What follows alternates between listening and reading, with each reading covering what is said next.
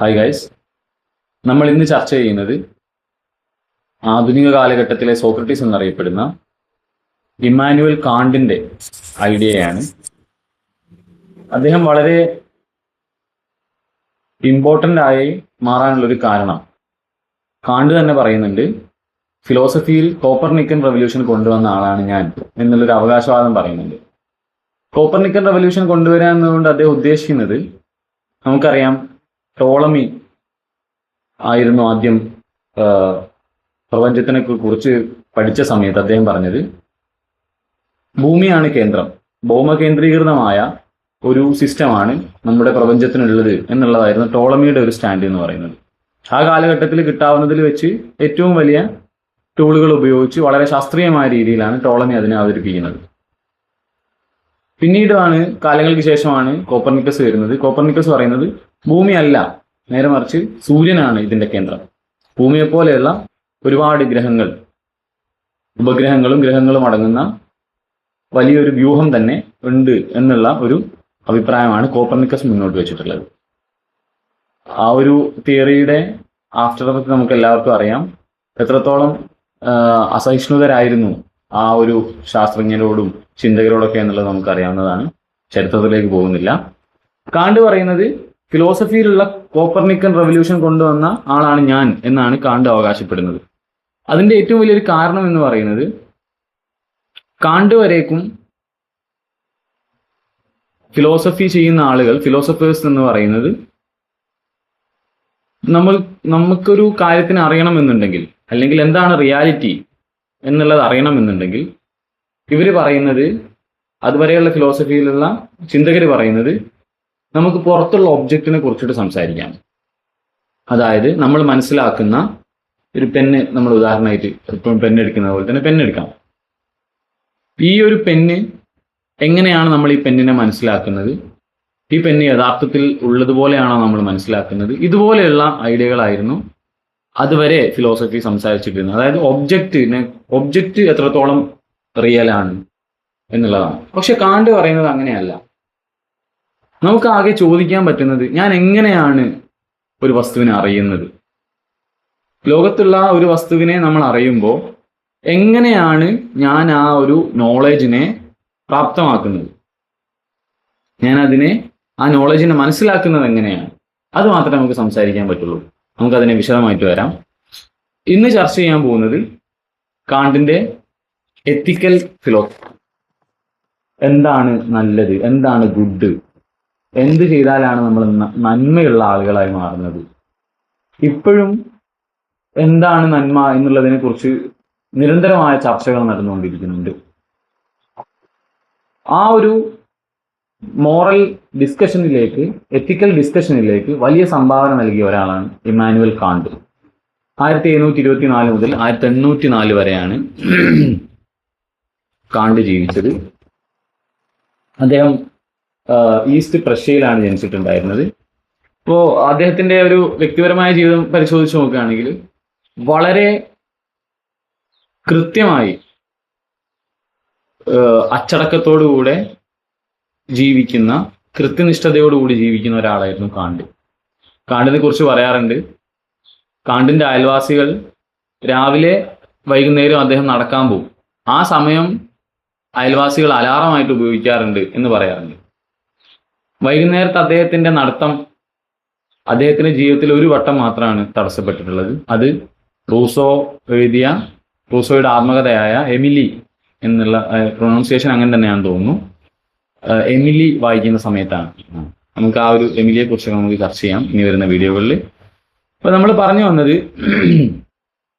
കാണ്ടിന്റെ ഏറ്റവും ഇൻട്രസ്റ്റിംഗ് ആയ ഒരു ഫാക്ട് എന്ന് പറയുന്നത്, അദ്ദേഹം ഒരു 26 കിലോമീറ്റർ വിട്ട് പുറത്തേക്ക് ജീവിതത്തിൽ സഞ്ചരിച്ചിട്ടില്ല എന്നുള്ളതാണ്. അദ്ദേഹം മുഴുവനും പുസ്തകങ്ങളിലൂടെ അറിയുകയും ഫിലോസഫിക്ക് വേണ്ടി മാത്രം, ചിന്തിക്കാൻ വേണ്ട മാത്രം ജനിച്ച ഒരാളായി, കല്യാണം കഴിക്കാതെ, ഫാമിലി ഇല്ലാതെ, തികച്ചും ഏകാന്തമായി, ഒരു സഹായി മാത്രമായിരുന്നു ഉണ്ടായിരുന്നത്, ഏകാന്തമായി ഫിലോസഫി ചെയ്തിട്ടുള്ള ഒരു വ്യക്തിയാണ് കാണ്ട് എന്ന് പറയുന്നത്. അപ്പൊ നമുക്ക് ഇനി അദ്ദേഹത്തിന്റെ തിയറിയിലേക്ക് വരാം. അദ്ദേഹം ജനിക്കുന്ന സമയത്ത് 18-ാം നൂറ്റാണ്ടിൽ അതുവരേക്കുള്ള ഒരു ഹിസ്റ്ററി എടുത്ത് നോക്കുകയാണെങ്കിൽ നിരന്തരമായ യുദ്ധങ്ങൾ സംഭവിക്കുന്നു. യൂറോപ്പിൽ നിരന്തരമായ യുദ്ധങ്ങൾ നടക്കുന്നുണ്ട്. അതുപോലെ തന്നെ ക്രിസ്ത്യാനിറ്റി രണ്ട് വിഭാഗമായി മാറുന്നു. കത്തോലിക്കൻ, പ്രൊട്ടസ്റ്റന്റ് ആയിട്ട് മാറുന്നു. ചരിത്രത്തിലെ വലിയ ഭീമമായ യുദ്ധങ്ങൾ സംഭവിക്കുന്നു. ആളുകൾക്ക് ഹാനികൾ വരുന്നു. സമാധാനപരമായ ജീവിതം നഷ്ടപ്പെടുന്നു. ഈ ഒരു കോൺഫ്ലിക്റ്റിന്റെ ഒരു റിസൾട്ട് എന്ന് പറയുന്നത് കത്തോലിക്കരും പ്രൊട്ടസ്റ്റന്റും അതുപോലെ തന്നെ യൂറോപ്പിലുള്ള മറ്റ് പ്രശ്നങ്ങളും മുഴുവൻ ഒരു യുദ്ധ ഭീതിയിൽ നിൽക്കുന്ന സമയത്ത് അതിന്റെ ഒരു ഈ ഒരു കോൺഫ്ലിക്റ്റിന്റെ ആഫ്റ്റർ എഫക്റ്റ് ആയിട്ട് വന്നത് എന്താണ്? ആളുകൾ മതത്തിൽ നിന്നും മാറി എത്തിക്സിനെ കുറിച്ച് സംസാരിക്കാൻ തുടങ്ങി എന്നുള്ളതാണ്.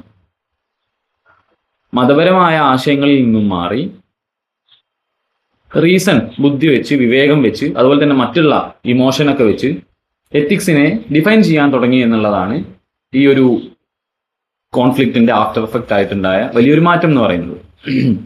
പക്ഷെ ഈ മാറ്റം ഇപ്പോഴും എത്താത്ത ഒരുപാട് ആൾക്കാരുണ്ട് ഈ കാലഘട്ടത്തിലുണ്ട് എന്നുള്ളതാണ്. പക്ഷേ 3 കാര്യങ്ങളാണ് കാണ്ടിൽ നമുക്ക് കാണാൻ പറ്റുന്നത്. ഒന്നാമത്തെ കാര്യം, നമ്മൾ മോറൽ ട്രൂത്ത് എന്ന് പറയുന്നത് ധാർമ്മികമായ സത്യസന്ധത എന്നൊക്കെ പറയാം. സത്യമായ കാര്യങ്ങൾ അതിൽ ഹ്യൂമൻ റീസണെ കൊണ്ടുവന്നു എന്നുള്ളതാണ്. മനുഷ്യന്റെ വിവേകത്തിനെ എത്തിക്സിലേക്ക് കൊണ്ടുവന്നു. അതിപ്പോ എത്ര വലിയ കാര്യമാണോ എന്ന് ചോദിക്കുകയാണെങ്കിൽ ആ ഒരു 18ാം നൂറ്റാണ്ടിൽ ഡിവൈൻ കമാൻഡിനനുസരിച്ചായിരുന്നു, രാജഭരണത്തിലുള്ള സമയത്ത് ഡിവൈൻ കമാൻഡിനനുസരിച്ചാണ് അന്നത്തെ എത്തിക്സ് തീരുമാനിച്ചിരുന്നത്. രാജാവ് എന്ത് പറയുന്നു അതാണ് ശരി. പക്ഷേ കാണ്ട് പറയുന്നത് വിവേകം, മനുഷ്യന്റെ റീസൺ എന്ന് പറയുന്നതിന് എത്തിക്സിൽ വലിയൊരു റോളുണ്ട്. അതാണ് ഒന്നാമത്തെ കാണ്ടിന്റെ ഒരു പോയിന്റ് എന്ന് പറയുന്നത്. രണ്ടാമത്തേത്, ഇൻഡിവിജ്വൽ ഫ്രീഡത്തിനും ഓട്ടോണമിക്കും വളരെ വലിയ പ്രാധാന്യം നൽകി. അതുവരെ സൊസൈറ്റി ആയിട്ട് കണ്ട, സമൂഹത്തിലെ ഒരാളായി മാത്രം കണ്ട മനുഷ്യനെ ഓരോ മനുഷ്യനും ഫ്രീഡവും ഓട്ടോണമിയും ഉണ്ട് എന്നുള്ള ഒരു കാര്യമാണ് കാണ്ട് ഇതിൽ പറയുന്നത്. പിന്നെ മൂന്നാമത്തെ കാര്യം, സെൻസ് ഓഫ് ഡ്യൂട്ടി, കടമയെക്കുറിച്ച് സംസാരിക്കാൻ തുടങ്ങി. ഡ്യൂട്ടി എന്താണെന്നുള്ളത് നമുക്ക് വിശദീകരിക്കുമ്പോൾ നമുക്കത് മനസ്സിലാവുന്നതാണ്. ഇത് നമ്മൾ പറഞ്ഞു വരുന്നത് കാണ്ടിന്റെ എത്തിക്സിലേക്ക് പോകുന്നതിന് മുന്നേ എന്താണ് കാണ്ടിന്റെ ഒരു ഫിലോസഫിയുടെ ഒരു ബേസ് നമ്മൾ ഹെഗലിനെ ചർച്ച ചെയ്ത സമയത്ത് പറഞ്ഞിട്ടുണ്ട്. പക്ഷെ വളരെ ചുരുക്കിയ രൂപത്തിൽ ഞാൻ പറയാണ്. കാണ്ട് പറയുന്നത് അതുവരെ ഫിലോസഫിയിൽ 2 സ്കൂളുകളാണുള്ളത്, എംപിരിസിസം, പിന്നെ ഒന്ന് റാഷണലിസം. എംപിരിസിസം പറയുന്നത് നമ്മുടെ നോളേജിന്റെ ഏറ്റവും ഫസ്റ്റ് സോഴ്സ് എന്ന് പറയുന്നത് അത് എക്സ്പീരിയൻസ് ആണ്, സെൻസറി എക്സ്പീരിയൻസ് ആണ്. നമ്മുടെ 5 സെൻസറി ഓർഗൻസ്, ആ ഒരു 5 ഈ ഒരു നമ്മൾ സെൻസറി ഓർഗൻസുകൾ അത് ഉപയോഗിച്ചിട്ടാണ് നമ്മൾ ലോകത്തിനെ മനസ്സിലാക്കുന്നത്. ലോകത്തിന് മനസ്സിലാക്കാനുള്ള ഫസ്റ്റ് സ്റ്റെപ്പ് എന്ന് പറയുന്നത് എക്സ്പീരിയൻസ് ആണ് എന്നുള്ളതാണ് എംപിരിസിസ്റ്റുകളുടെ വാദം. നേരെ മറിച്ച് ഐഡിയലിസ്റ്റുകളുടെ വാദം എന്ന് പറയുന്നത് അല്ല, എക്സ്പീരിയൻസ് അല്ല, അതിന് മുന്നേ തന്നെ മനുഷ്യന് ഐഡിയാസ് ഉണ്ട്, ഇന്നേറ്റ് ആയിട്ടുള്ള ഐഡിയാസ് ഉണ്ട് എന്നുള്ളതാണ്. ഈ ഒരു 2 സ്കൂളുകളിലായി ഒരുപാട് പഠനങ്ങൾ വരുന്ന ഒരു സമയമായിരുന്നത്. കാണ്ട് പറയുന്നത് അദ്ദേഹം ഐഡിയലിസ്റ്റും അല്ല, എംപിരിസിസ്റ്റും അല്ല. അദ്ദേഹം കൊണ്ടുവന്നത് ട്രാൻസെൻഡന്റൽ ഐഡിയലിസം എന്ന് പറയുന്ന ഒരു പുതിയ മേഖലയാണ്. അതായത് നമ്മളൊരു വസ്തുവിനെ, ഒരു പെണ്ണിനെ കാണുകയാണ് എന്നുണ്ടെങ്കിൽ നമ്മളിതിനെ തികച്ചും കണ്ണുകൊണ്ടാണ് കാണുന്നത്. അതായത് സെൻസറി എക്സ്പീരിയൻസ് വളരെ നിർബന്ധമാണ്. പക്ഷേ സെൻസറി എക്സ്പീരിയൻസ് മാത്രം ഉണ്ടെങ്കിൽ നമുക്കൊരു സാധനത്തിനെ മനസ്സിലാക്കാൻ പറ്റില്ല. കണ്ണുകൊണ്ട് ഇത് കണ്ടു എന്ന് വെച്ചിട്ട് നമുക്കിതിനെ കുറിച്ചിട്ടുള്ള നോളേജ് കിട്ടൂല. അവിടെ കാണ്ട് പറയുന്നത് മനുഷ്യന്റെ ബ്രെയിനിൽ, അല്ലെങ്കിൽ മനുഷ്യൻ മനസ്സിലാക്കുന്ന മനുഷ്യന്റെ റീസണിൽ ഓട്ടോമാറ്റിക്കായി ഡിഫോൾട്ടായി ഒരു കാറ്റഗറീസ് ഉണ്ട്. ഉദാഹരണം പറയുകയാണെങ്കിൽ, ഞാൻ ഈ പെന്നിനെ കാണുന്ന സമയത്ത് ഈ ഒരു പെന്നിന് ഒരു സ്പേസ് അത്യാവശ്യമാണ്. സ്പേസ് ഇല്ലാതെ, സ്ഥലമില്ലാതെ എനിക്കൊരു സാധനത്തിനെ കാണാൻ പറ്റില്ല. സ്ഥലം എന്ന് കറക്റ്റ് മലയാളമാക്കാൻ പറ്റുമോ എന്നറിയില്ല. സ്പേസ് ഇല്ലാതെ എനിക്കൊരു വസ്തുവിനെ മനസ്സിലാക്കാൻ പറ്റില്ല. അതുപോലെ തന്നെ ഏതെങ്കിലും ഒരു ടൈമിൽ മാത്രമേ എനിക്കൊരു ഒരു വസ്തുവിനെ കൺസീവ് ചെയ്യാൻ പറ്റുള്ളൂ. അപ്പൊ അദ്ദേഹം പറയുന്നത് ഈ ഒരു പെണ്ണിനെ സംബന്ധിച്ചിടത്തോളം ഇതിന് സ്ഥലമോ കാലമോ ഒന്നുമില്ല, പക്ഷേ നമ്മുടെ മൈൻഡിലാണുള്ളത്. ഈ ഒരു ഒബ്ജക്റ്റിലേക്ക് നമ്മുടെ മൈൻഡിലുള്ള സ്ഥലം, കാലം, സവിശേഷത, ബന്ധം, ഈ ഒരു ക്വാണ്ടിറ്റി, ക്വാളിറ്റി തുടങ്ങിയ നിരവധി സവിശേഷതകൾ, ആട്രിബ്യൂട്ടുകൾ നമ്മൾ ഇങ്ങോട്ട് കൊടുക്കുന്നുണ്ട്. എന്നിട്ടാണ് നമ്മൾ ഈ ഒരു വസ്തുവിനെ മനസ്സിലാക്കുന്നത്. അപ്പോൾ ഐഡിയയും എക്സ്പീരിയൻസും കൂടെ ഒരുമിച്ച് ചേരുമ്പോഴാണ് ഒരു വസ്തുവിനെ നമ്മൾ മനസ്സിലാക്കുന്നത്. ഇതാണ് ഒരു സംക്ഷിപ്ത രൂപം എന്ന് പറയുന്നത്. ഇനി നമ്മൾ ഇതേ ഒരു ഐഡിയ തന്നെയാണ് കാണ്ടിൽ എത്തിക്സിലും വരുന്നത്. കാണ്ട് പറയുന്നത് യൂണിവേഴ്സലായ ഒരു ലോ ഉണ്ട്. ഇനിയും നമ്മൾ രണ്ട് തരത്തിലേക്ക് പോവാണ്. യൂണിവേഴ്സലും ഉണ്ട്, അതുപോലെ തന്നെ റിലേറ്റീവിസം ഉണ്ട്. റിലേറ്റീവിസം എന്ന് പറയുന്നത് മോറൽ ലോ, ധാർമ്മികപരമായ നിയമങ്ങൾ, സത്യം, കളവ്, നന്മ, തിന്മ എന്നൊക്കെ പറയുന്നത് ഓരോ സമൂഹത്തിനും സംസ്കാരത്തിനും നാടുകൾക്കും ആചാരങ്ങൾക്കും അനുസരിച്ച് വ്യത്യസ്തമായിരിക്കും എന്നുള്ള നിലപാടാണ് റിലേറ്റീവിസം എന്ന് പറയുന്നത്. പക്ഷേ ഒബ്ജക്റ്റീവ് മൊറാലിറ്റി അല്ലെങ്കിൽ യൂണിവേഴ്സലിസം എന്ന് പറയുന്നത് ഏത് സംസ്കാരമാണെങ്കിലും ഏത് ആചാരമാണെങ്കിലും ഏത് സ്ഥലമാണെങ്കിലും ഏത് അവസ്ഥയാണെങ്കിലും എല്ലായിടത്തും ഒരൊറ്റ മോറൽ ലോ മാത്രമാണുള്ളത്, ഒരു ധാർമ്മികപരമായ വ്യവസ്ഥയാണുള്ളത് എന്നുള്ളതാണ് യൂണിവേഴ്സൽ ലോ അല്ലെങ്കിൽ ഒബ്ജക്റ്റീവ് മൊറാലിറ്റി എന്നൊക്കെ പറയുന്നത്. നമ്മൾ ഈ ഒബ്ജക്റ്റീവ് മൊറാലിറ്റി, കൺവെൻഷണൽ മൊറാലിറ്റി എന്നൊക്കെ നമ്മൾ ഇടയ്ക്കിടയ്ക്ക് കേൾക്കുന്നതാണ്. നമുക്കും സംശയം ഉണ്ടാവും, ശരിയല്ലേ, വ്യത്യസ്തമായ കൾച്ചറുകൾ അനുസരിച്ചല്ലേ എത്തിക്സ് ഉള്ളത്? അല്ലെങ്കിൽ നമുക്ക് തോന്നാം, അല്ല, ഇനി ഏത് കൾച്ചറാണെങ്കിലും ധാർമ്മിക മൂല്യങ്ങൾ എന്നൊക്കെ പറയുന്നത് ഒന്ന് തന്നെയല്ലേ നമുക്ക് തോന്നും. അപ്പോൾ എന്താണ് കാണ്ടിന് പറയാനുള്ളത് നമുക്ക് നോക്കാം. കാണ്ട് റിലേറ്റിവിസ്റ്റ് അല്ല. കാണ്ട് പറയുന്നത് ഏത് കാലഘട്ടത്തിലാണെങ്കിലും ഏത് സ്ഥലങ്ങളിലാണെങ്കിലും അതനുസരിച്ച് ധാർമ്മിക മൂല്യങ്ങൾ മാറ്റാൻ പാടില്ല.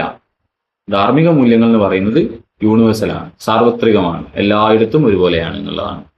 ഇനി കാണ്ട് പറയുന്നത് മൊറാലിറ്റി എന്ന് പറയുന്നത്, ധാർമ്മികത എന്ന് പറഞ്ഞാൽ അത് സാർവത്രികമാണ്, യൂണിവേഴ്സലാണ്, അത് ഹ്യൂമൻ എക്സ്പീരിയൻസിന്റെ പുറത്താണുള്ളത്. ഹ്യൂമൻ എക്സ്പീരിയൻസിൽ നിന്നും സ്വതന്ത്രമായിട്ടാണ് ധാർമ്മികത നിൽക്കുന്നത്. ഹ്യൂമന്റെ എക്സ്പീരിയൻസിൽ നിന്ന് നമുക്ക് കിട്ടുന്നതല്ല. കാരണം എക്സ്പീരിയൻസ് എന്ന് പറയുന്നത് സബ്ജക്റ്റീവാണ്. ഓരോ മനുഷ്യനും സബ്ജക്റ്റീവായ എക്സ്പീരിയൻസ് ആണ് ഉണ്ടാകുന്നത്. പക്ഷെ മൊറാലിറ്റി എന്ന് പറയുന്നത് സബ്ജക്റ്റീവ് അല്ല, ഏതെങ്കിലും ഒരാൾക്ക് മാത്രം തോന്നുന്നതല്ല. നേരെ മറിച്ച് ഹ്യൂമന്റെ എക്സ്പീരിയൻസിൽ നിന്നും സ്വതന്ത്രമായി നിൽക്കുന്ന ഒന്നാണ് എത്തിക്സ് എന്നുള്ളതാണ് കാണ്ടിന്റെ ഒരു വാദം എന്ന് പറയുന്നത്. ഇനിയും കാണ്ട് പറയുന്ന മറ്റൊരു കൺസെപ്റ്റ് ഉണ്ട്, അപ്രയോറി, അപ്പോസ്റ്റീരിയോറി. അപ്രയോറി എന്ന് പറയുന്നത് ഇൻഡിപെൻഡന്റ് ഓഫ് ഹ്യൂമൻ എക്സ്പീരിയൻസ്. നമുക്ക് എക്സ്പീരിയൻസ് ഇല്ലാതെ മനസ്സിലാക്കാൻ പറ്റുന്ന സെറ്റ് ഓഫ് കൺസെപ്റ്റുകൾ ഉണ്ട്. അതാണ് അപ്രയോറി എന്ന് പറയുന്നത്.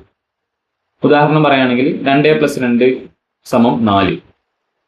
നമ്മളിപ്പോൾ 2 × 2 = 4 എന്ന് അറിയണമെന്നുണ്ടെങ്കിൽ എന്തെങ്കിലും എക്സ്പീരിയൻസ് ചെയ്യേണ്ട ആവശ്യമൊന്നുമില്ല. നേരെ മറിച്ച് അപ്പോസ്റ്റീരിയോറി എന്ന് പറയുന്നത് എക്സ്പീരിയൻസിലൂടെ മാത്രം സാധ്യമാകുന്നതാണ്. പഞ്ചസാര നമ്മൾ മധുരമുണ്ടോ എന്ന് നമ്മൾ കഴിച്ചു നോക്കുകയാണെങ്കിൽ കാര്യം, അപ്പോൾ അത് മധുരമുണ്ട് എന്ന് പറയണമെന്നുണ്ടെങ്കിൽ അത് എക്സ്പീരിയൻസ് ചെയ്തതിന്റെ ശേഷമാണ്. അതാണ് അപ്പോസ്റ്റീരിയോറി. കാണ്ട് പറയുന്നത് മൊറാലിറ്റി എന്ന് പറഞ്ഞാൽ അപ്രയോറിയാണ്, ഹ്യൂമൻ എക്സ്പീരിയൻസിന്റെ മുന്നേ ഉള്ളതാണ്, ഹ്യൂമൻ എക്സ്പീരിയൻസിൽ നിന്നും സ്വതന്ത്രമാണ് എന്നുള്ളതാണ് കാണ്ടിന്റെ ഒരു തിയറി എന്ന് പറയുന്നത്. നമ്മൾ ഈ പറയുന്നത് ഇദ്ദേഹത്തിന്റെ ഒരു മുഴുവനായ ഒരു ചിത്രം കിട്ടുന്ന സമയത്ത് നമുക്കിത് വളരെ വ്യക്തമാകുന്നുള്ളതാണ്. അപ്പോ കാണ്ടിന്റെ അഭിപ്രായത്തിൽ നമുക്ക് ഈ ഒരു ധാർമ്മികതയെ ഏതെങ്കിലും പ്രകൃതിയിൽ നിന്ന് നമുക്ക് എടുക്കാൻ പറ്റൂല, ഏതെങ്കിലും സെറ്റ് ഓഫ് റൂൾസുകൾ നോക്കിയിട്ട് നമുക്ക് എടുക്കാൻ പറ്റൂല, മനുഷ്യന്റെ എക്സ്പീരിയൻസ് നോക്കിയിട്ട് നമുക്ക് എടുക്കാൻ പറ്റില്ല. പക്ഷേ മാത്രമല്ല ഹ്യൂമൻ സൈക്കോളജി പഠിച്ചാലും നമുക്ക് മോറൽ വാല്യൂസിനെ നമുക്ക് മനസ്സിലാവില്ല. നേരെ മറിച്ച് മനുഷ്യന്റെ യുക്തിക്ക് മാത്രമാണ്, റീസൺ, റാഷണാലിറ്റിക്ക് മാത്രമാണ് മോറൽ വാല്യൂസിനെ മനസ്സിലാക്കാൻ പറ്റുക എന്നുള്ളതാണ് കാണ്ടിന്റെ ഒരു അഭിപ്രായം എന്ന് പറയുന്നത്. ഇനി കാണ്ട് വരുന്നത് ഹാപ്പിനെസ് ആണ് ധാർമ്മികതയുടെ അടിസ്ഥാനം. സന്തോഷം തരുന്ന എല്ലാം നല്ലതാണ്, സന്തോഷം തരുന്നില്ല എന്നുണ്ടെങ്കിൽ അത് ചീത്തയായ കാര്യമാണ് എന്ന് പറയുന്ന ഹാപ്പിനെസ്സിനെ അൾട്ടിമേറ്റ് ആയി വെക്കുന്ന ഒരു തിയറി, യൂട്ടിലിറ്റേറിയൻസിനൊക്കെ പോലെയുള്ള തിയറികളുണ്ട്. ഹാപ്പിനെസ്സിനാണ് ഇവർ കൂടുതൽ, ഹെഡോണിസം പോലെയുള്ള തിയറികളുണ്ട്. അവർ പറയുന്നത് ഹാപ്പിനെസ്സിനെയാണ് ഏറ്റവും കൂടുതൽ ഇവർ ഇമ്പോർട്ടൻസ് കൊടുക്കുന്നത്. പക്ഷേ കാണ്ട് പറയുന്നത് ഹാപ്പിനെസ്സിനെ അടിസ്ഥാനപ്പെടുത്തി ധാർമ്മിക മൂല്യങ്ങൾ ഉണ്ടാക്കുക എന്ന് പറയുന്നത് വളരെ ബാലിശമായ ഒരു കാര്യമാണ്. അതായത് മൊറാലിറ്റി എന്ന് പറഞ്ഞാൽ ഏതെങ്കിലും ഒരു വ്യക്തിയുടെ താല്പര്യങ്ങൾക്കോ സന്തോഷത്തിനോ ഒക്കെ അപ്പുറത്തുള്ള ഒരു കാര്യമാണ്. ഏതുപോലെ, അതായത് സന്തോഷം എന്ന് പറയുന്നത് ഇമോഷനുമായിട്ട് കണക്ട് ചെയ്യപ്പെട്ടതാണ്. ഇദ്ദേഹം പറയുന്നത് ആഗ്രഹങ്ങളും ഈ ഒരു ഇമോഷൻ, സന്തോഷം എന്നൊക്കെ പറയുന്നത് വളരെ സബ്ജക്റ്റീവായ കാര്യമാണ്, ഓരോ മനുഷ്യർക്കുള്ളതാണ്. അതുകൊണ്ട് തന്നെ ഒരാൾക്ക് സന്തോഷമുള്ളത്, എനിക്കിപ്പോ സന്തോഷം തരുന്ന ഒരു സാധനം മറ്റൊരാൾക്ക് സന്തോഷം തരുന്നില്ല. ചിലപ്പോൾ എനിക്ക് സന്തോഷമായ ഒരു കാര്യം മറ്റൊരാൾക്ക് വളരെ അൺഹെൽത്തി ആയ ഒരു സംഭവമായിരിക്കാം. അപ്പൊ അദ്ദേഹം പറയുന്നത് നമ്മൾ ഈ ധാർമ്മികതയെ കുറിച്ച് സംസാരിക്കുമ്പോൾ വികാരങ്ങളെ, ഇമോഷൻസിനെ, ഹാപ്പിനെസ്സിനെ, ഡിസയർസിനെ, ഫീലിങ്സിനെ ഒന്നും കൊണ്ടുവരാൻ പാടില്ല. കാരണം അത് സബ്ജക്റ്റീവാണ്. ഇദ്ദേഹം പറയുന്നത് റീസണിന്റെ അടിസ്ഥാനത്തിൽ മാത്രമാണ് മോറൽ വാല്യൂസിനെ നമുക്ക് മനസ്സിലാക്കാൻ പറ്റുന്നത്, അല്ലാതെ ഫീലിംഗിന്റെ അടിസ്ഥാനത്തിലല്ല. ഇനി നമ്മൾ അടുത്തതിൽ വരികയാണ്. മോറൽ നോളേജ്, ധാർമ്മികപരമായ അറിവ് എന്ന് പറയുന്നത് ഹ്യൂമൻ റീസണിലൂടെ വരുന്നതാണ്, അതുപോലെ തന്നെ റാഷണൽ ഡിബേറ്റിലൂടെ വരുന്നതാണ് എന്നുള്ളതാണ് അദ്ദേഹത്തിന്റെ ഒരു അഭിപ്രായം. പിന്നെ അദ്ദേഹം പറയുന്നത് മനുഷ്യൻ എന്ന് പറഞ്ഞാൽ ജന്മനാ ധാർമ്മികതയുള്ള നല്ല കുട്ടികളൊന്നുമല്ല, ജനിക്കുമ്പോൾ തന്നെ ഒരു ധാർമ്മിക മൂല്യങ്ങൾ തലയിൽ അച്ചടിച്ച് വരുന്ന ആളുകളൊന്നുമല്ല. നേരെ മറിച്ച് നമുക്ക് അതിനെ ഡിസ്കവർ ചെയ്യണം, നമുക്കതിനെ കണ്ടെത്തണം. ധാർമ്മിക മൂല്യങ്ങളെ നമ്മൾ കണ്ടെത്തണം. ആ കണ്ടെത്താൻ അദ്ദേഹം ഉപയോഗിക്കുന്നതാണ് റാഷണാലിറ്റി എന്ന് പറയുന്നത്.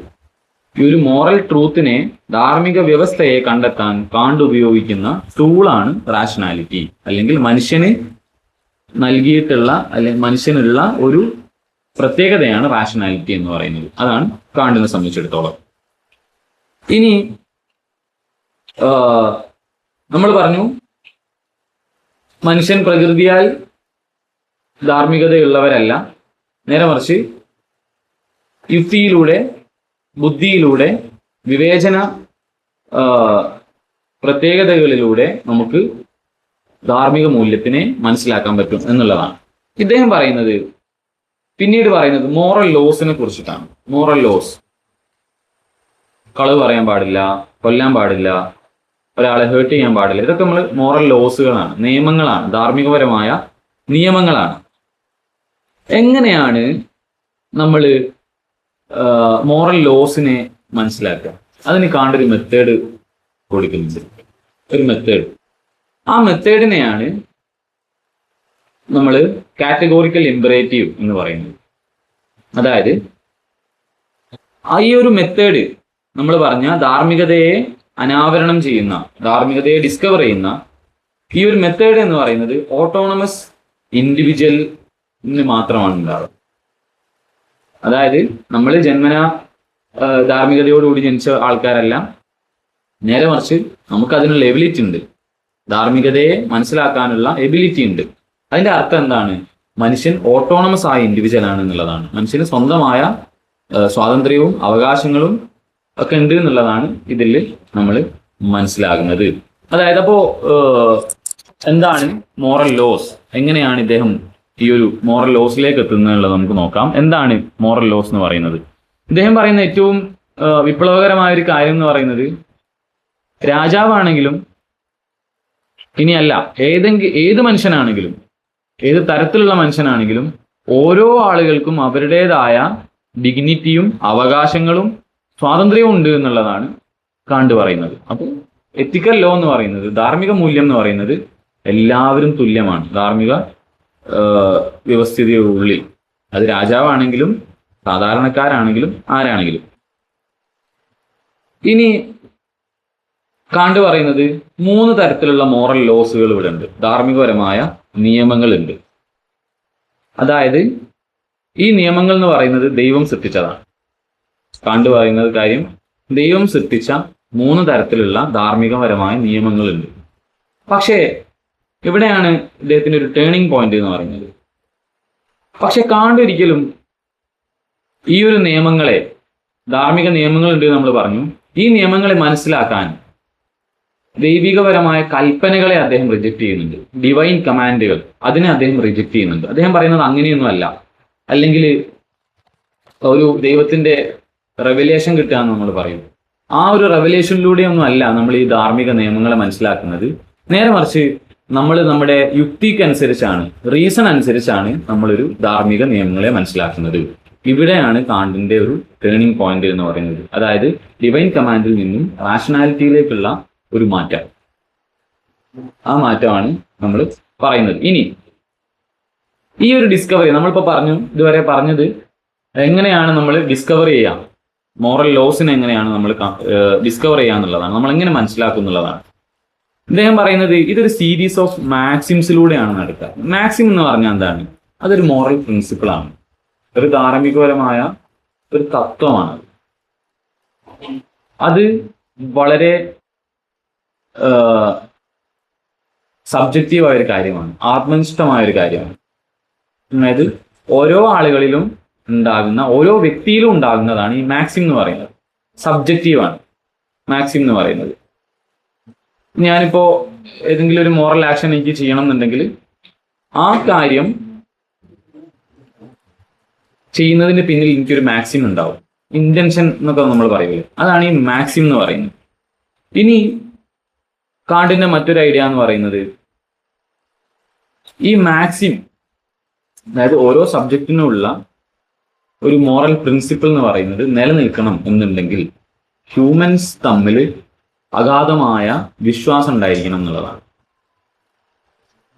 എന്നാൽ മാത്രമേ നമുക്ക് കൃത്യമായ ഒരു ലോ നിർമ്മിക്കാൻ പറ്റൂ എന്നുള്ളതാണ് കാണ്ടിന്റെ ഒരു ഐഡിയ എന്ന് പറയുന്നത്.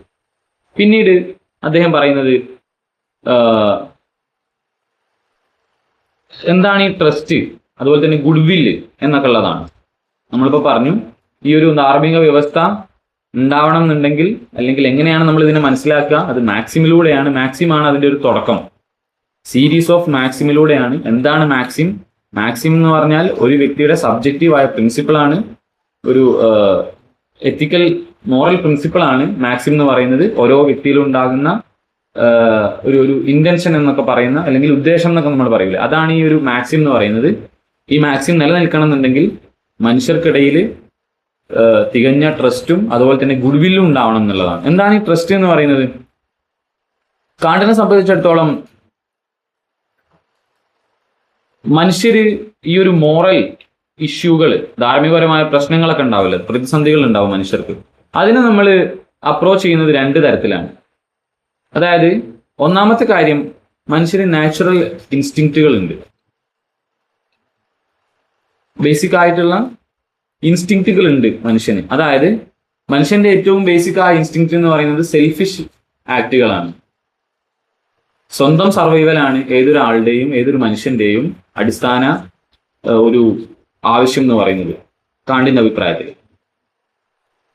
പിന്നെ അദ്ദേഹം പറയുന്നത് രണ്ടാമത്തെ കാര്യം, റാഷണൽ മൈൻഡും ഉണ്ട് മനുഷ്യന്. അതായത് ഈ റാഷണൽ മൈൻഡ് എന്ന് പറയുന്നത്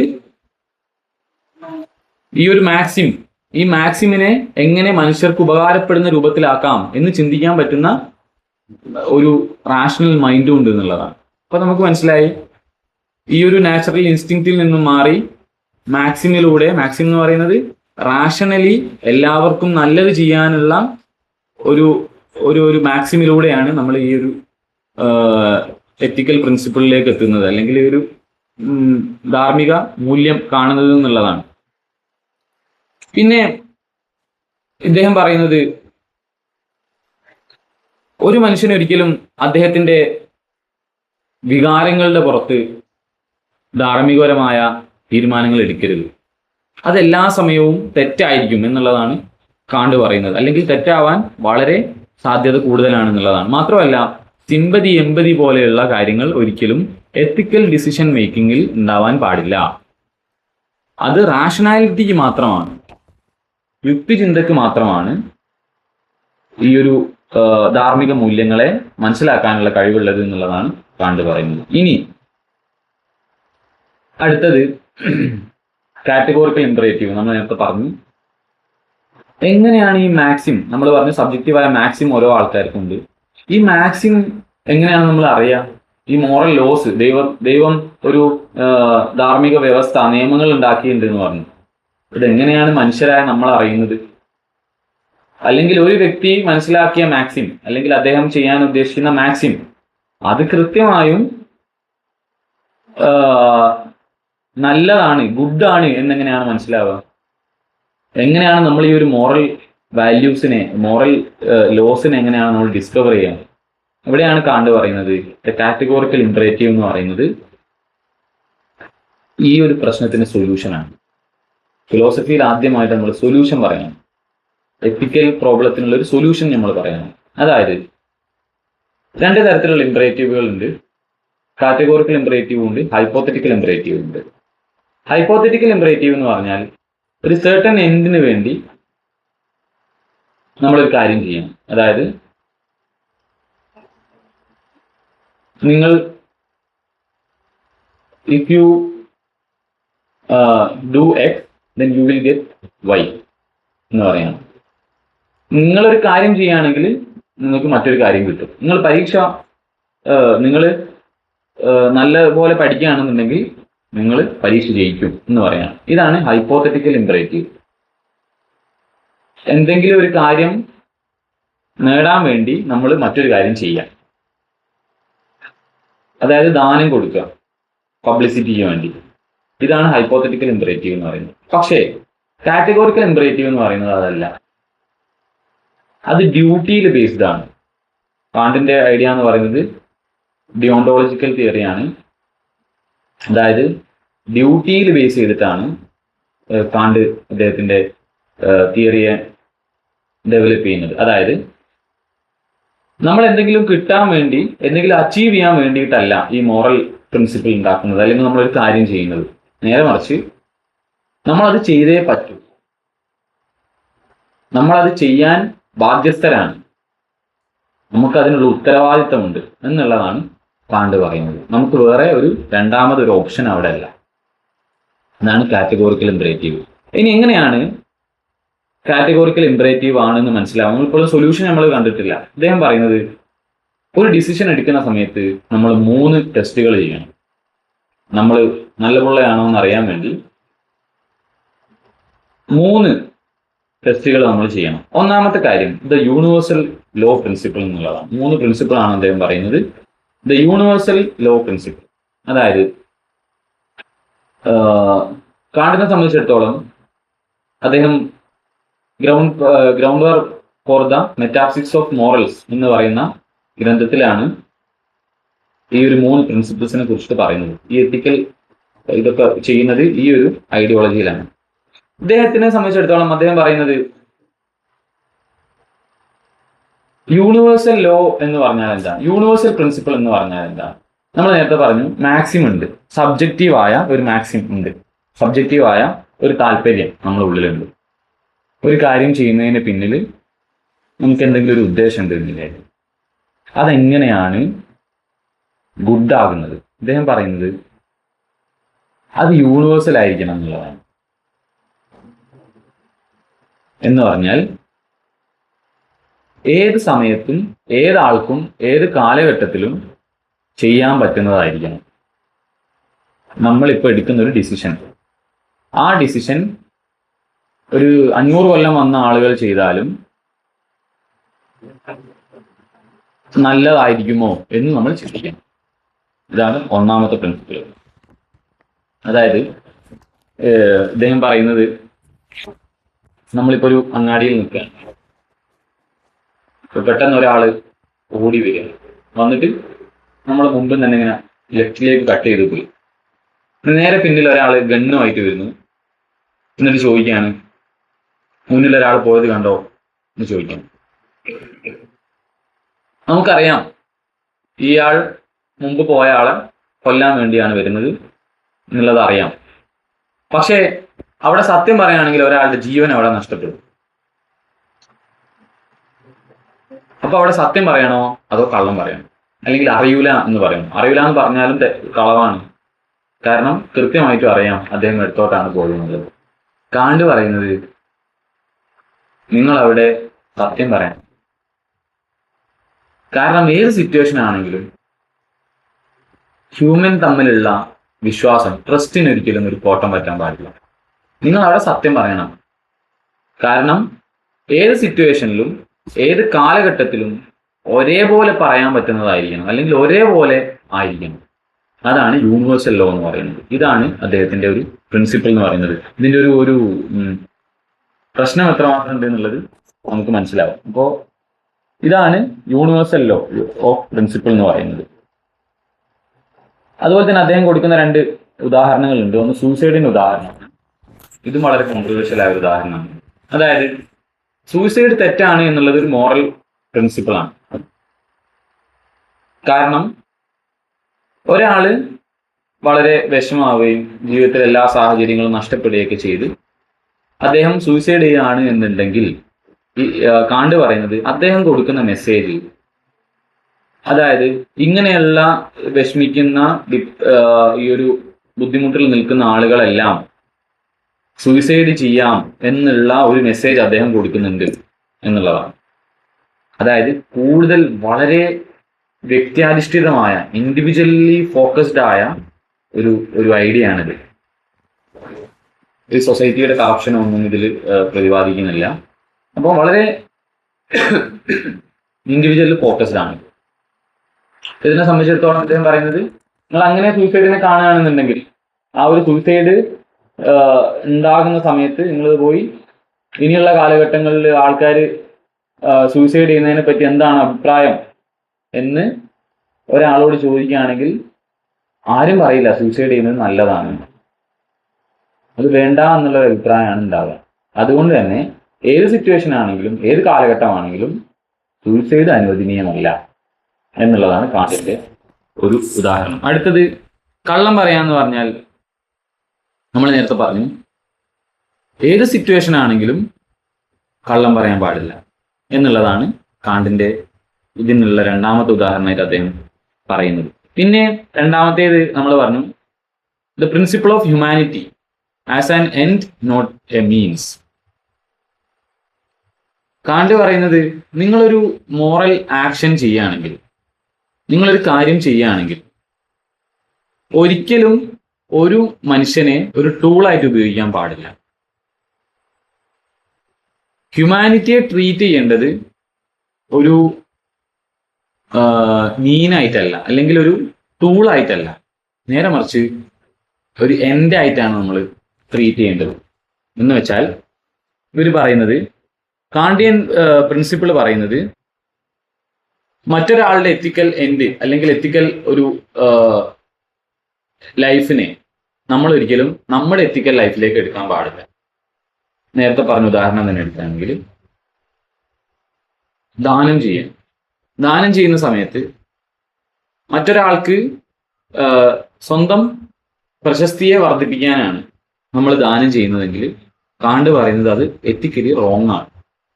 കാരണം നിങ്ങൾ മറ്റൊരാളെ നിങ്ങളുടെ ആവശ്യത്തിന് വേണ്ടി ഉപയോഗിക്കുകയാണ് ചെയ്യുന്നത്. ഇവിടെയാണ് അദ്ദേഹം യൂട്ടിലിറ്റേറിയനിസം തിയറിയെ എതിർക്കുന്നത്. യൂട്ടിലിറ്റേറിയനിസം പറയുന്നത് മാക്സിമം നമ്പർ ആൾക്കാർക്ക് പ്ലഷർ കൊടുക്കുക എന്നുള്ളതാണ്, മാക്സിമം നമ്പർ ആൾക്കാർക്ക് നന്മ കൊടുക്കുക എന്നുള്ളതാണ്.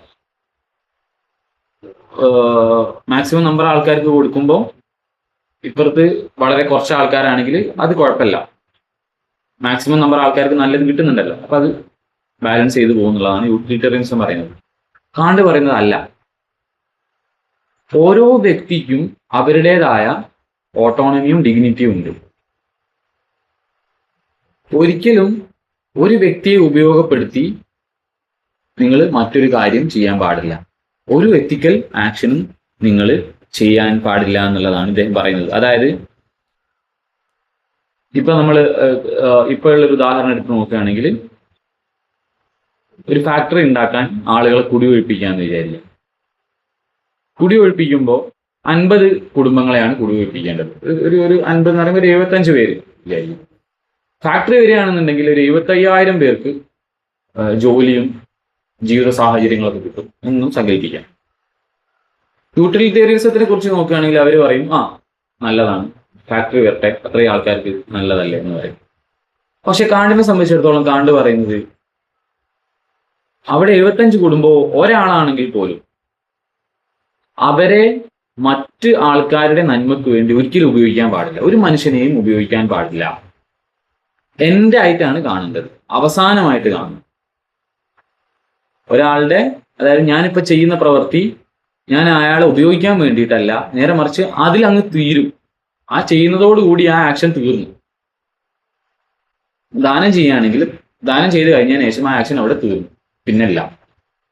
ഇതാണ് കാണ്ടിന്റെ ഒരു വളരെ സിമ്പിൾ ആയിട്ട് നമ്മൾ പറയുകയാണെങ്കിൽ ഇതാണ് കാര്യം. ഇനി അടുത്തത് the principle of the universal kingdom of end. ഇതാണ് മൂന്നാമത്തെ കാര്യം. ഒന്ന് നമ്മൾ പറഞ്ഞു യൂണിവേഴ്സൽ ആയിരിക്കണം, ഏത് സമയത്തും ഏത് കാലഘട്ടത്തിലും ചെയ്യാൻ പറ്റുന്നതായിരിക്കണം.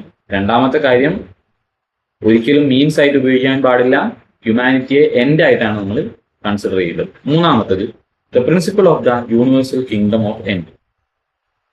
അദ്ദേഹം പറയുന്നത് ഇതാണ് ദ ഹയസ്റ്റ് ഗുഡ് എന്ന് പറയുന്നത്. നമ്മൾ ഈ സ്വർഗം എന്നൊക്കെ പറയുന്നൊരു കൺസെപ്റ്റൊക്കെ ആയിട്ട് ഇതിനെ നമുക്കിങ്ങനെ കണക്ട് ചെയ്യാൻ പറ്റും. കാണ്ട് പറയുന്നത് ഒരു സൊസൈറ്റിയിലുള്ള എല്ലാ മെമ്പേഴ്സും ഒരേ കാര്യങ്ങൾക്ക് വേണ്ടി ആഗ്രഹിക്കാം, ഒരേ ഗുഡിന് വേണ്ടി ആഗ്രഹിക്കാം. അതുപോലെ തന്നെ അവര് എല്ലാ സൊസൈറ്റിയും ഒരേ മോറൽ ലോസുകളെ ഉണ്ടാക്കുക, ഡിസൈൻ ചെയ്യാം. അങ്ങനെ ഒരു കാലത്തിനെ പറ്റിയാണ് ഇദ്ദേഹം സംസാരിക്കുന്നത്. അതായത് അദ്ദേഹം ഉദാഹരണം പറയുന്നത്, നമ്മൾ ഒരു സൊസൈറ്റിയിലേക്ക് പോവാണ്, ഒരു സമൂഹം, ആ നാട്ടില് ഒരു രാജ്യം, ആ രാജ്യത്ത് നിരവധി പ്രശ്നങ്ങളും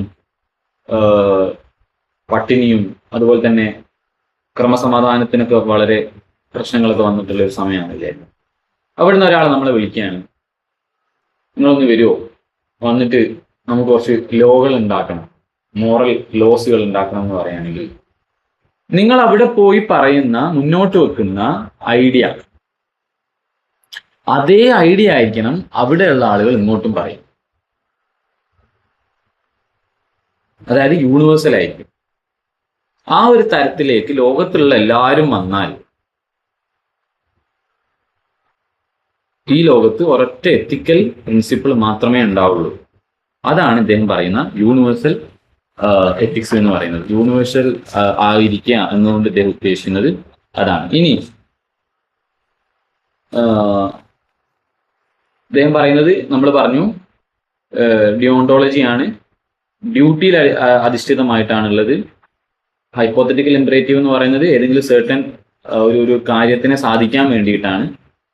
ഇനിയിപ്പോ ഒരാളെ സംബന്ധിച്ചിടത്തോളം ഒരു കാര്യം സാധിക്കേണ്ട എന്ന് വിചാരിക്കും, അതായത് പരീക്ഷയിൽ ജയിക്കേണ്ട എന്നാണ് അയാളെ സംബന്ധിച്ചതെങ്കിൽ അദ്ദേഹത്തിന് പഠിക്കാൻ യാതൊരു നിർബന്ധവുമില്ല.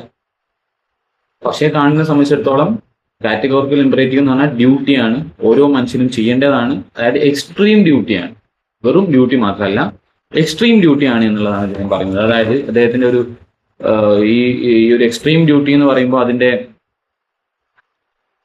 ഒരു ഭീകരത നമുക്ക് പറയാൻ പറ്റൂല, അതിന്റെ ഒരു എക്സ്റ്റൻഷൻ എത്ര ഉണ്ട് എന്നുള്ളതാണ്. അതായത് ഇദ്ദേഹം പറയുന്നത്, നിങ്ങളൊരു നാട്ടിലെ ഒരു അങ്ങാടിയിൽ നിൽക്കുകയാണ്, അപ്പോ നിങ്ങൾ അടുത്തുള്ള ഒരു വീട് കത്തിക്കൊണ്ടിരിക്കുകയാണ്. അപ്പൊ അവിടുന്ന് ആള് നിങ്ങളുടെ സഹായത്തിന് വേണ്ടിയിട്ട് നിങ്ങളെ വിളിക്കുന്നുണ്ട്.